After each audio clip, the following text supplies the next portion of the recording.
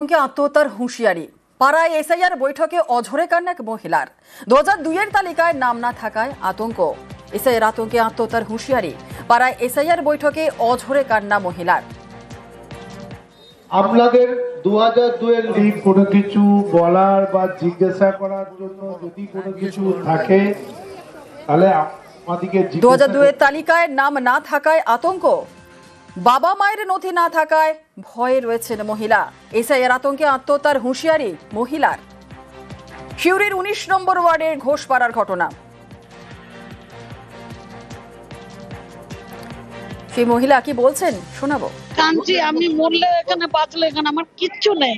ভয় নানান রকম শুনছি, খোয়ারেতে ভরে দেবে, এইদিকে ভরে দেবে, কেউ বলছে যে ভরে নিয়ে কিডনি নিয়ে নেবে, চোখ কানা করে দেবে। বুড়ো বয়সে যদি এগুলা হলে এমনি না, চারিদিকে আলোচনা হচ্ছে ওটা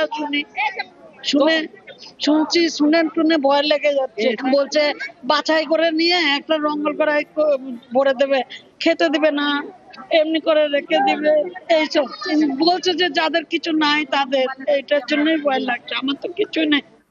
তো এসআইআর নিয়ে যেটা সাধারণ পাবলিকের মধ্যে যে আতঙ্কটা ছড়িয়েছে, সেই আতঙ্কটা হচ্ছে হয় তুমি পেপারস দাও, নয় তোমাকে আমরা ইন্ডিয়া থেকে বের করবো। আতঙ্ক সৃষ্টি করতে চাইছে যে তোমাদেরকে এখানে রাখবে না, তোমাদের কোনো ক্যাম্পে রেখে দেবে, সেই ক্যাম্পে একবেলা খাবার দেবে, চোখ তুলে নেবে, কিডনি বিক্রি করে দেবে।